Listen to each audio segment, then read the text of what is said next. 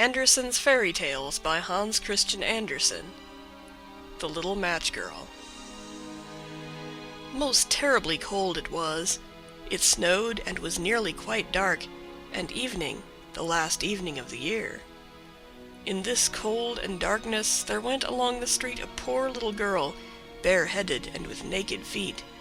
When she left home she had slippers on, it is true, but what was the good of that? They were very large slippers, which her mother had hitherto worn, so large were they, and the poor little thing lost them as she scuffled away across the street, because of two carriages that rolled by dreadfully fast. One slipper was nowhere to be found.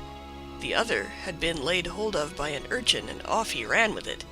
He thought it would do capitally for a cradle when he, some day or other, should have children himself. So the little maiden walked on with her tiny naked feet that were quite red and blue from cold. She carried a quantity of matches in an old apron, and she held a bundle of them in her hand.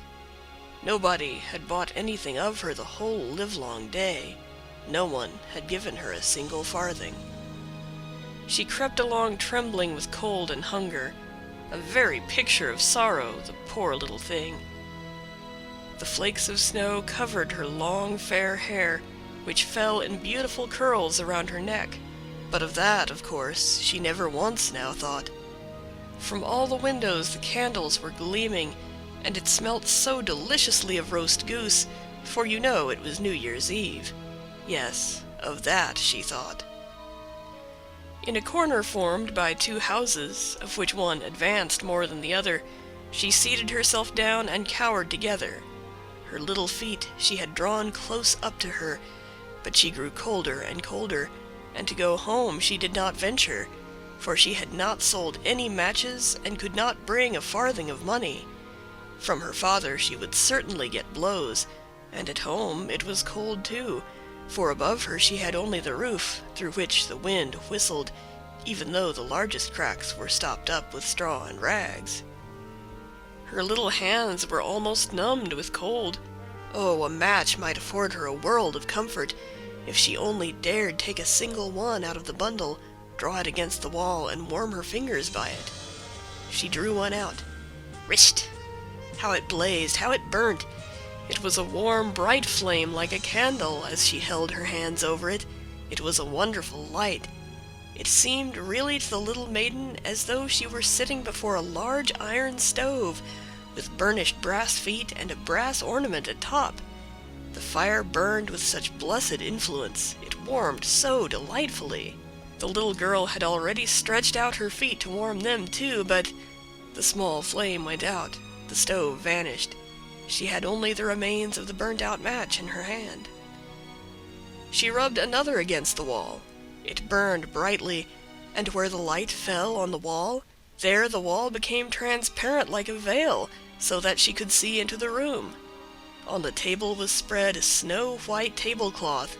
Upon it was a splendid porcelain service, and the roast goose was steaming famously with its stuffing of apple and dried plums. And what was still more capital to behold was, the goose hopped down from the dish, reeled about on the floor with knife and fork in its breast, till it came up to the poor little girl, when the match went out, and nothing but the thick, cold, damp wall was left behind. She lighted another match. Now there she was sitting under the most magnificent Christmas tree. It was still larger and more decorated than the one which she had seen through the glass door in the rich merchant's house. Thousands of lights were burning on the green branches, and gaily colored pictures, such as she had seen in the shop windows, looked down upon her. The little maiden stretched out her hands toward them when the match went out. The lights of the Christmas tree rose higher and higher. She saw them now as stars in heaven. One fell down and formed a long trail of fire. "Someone is just dead," said the little girl, for her old grandmother, the only person who had loved her and who was now no more, had told her that when a star falls, a soul ascends to God. She drew another match against the wall. It was again light, and in the luster there stood the old grandmother, so bright and radiant, so mild, and with such an expression of love. "Grandmother!" cried the little one. "Oh, take me with you! You go away when the match burns out. You vanish like the warm stove, like the delicious roast goose, and like the magnificent Christmas tree."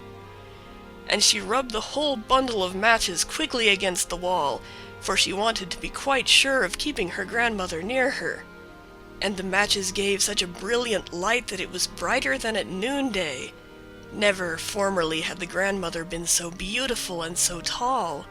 She took the little maiden on her arm, and both flew in brightness and joy so high, so very high, and then above was neither cold nor hunger nor anxiety. They were with God. But in the corner, at the cold hour of dawn, sat the poor girl, with rosy cheeks and with a smiling mouth, leaning against the wall, frozen to death on the last evening of the old year. Stiff and stark sat the child there with her matches, of which one bundle had been burnt. She wanted to warm herself, people said. No one had the slightest suspicion of what beautiful things she had seen. No one even dreamed of the splendor in which, with her grandmother, she had entered on the joys of a new year.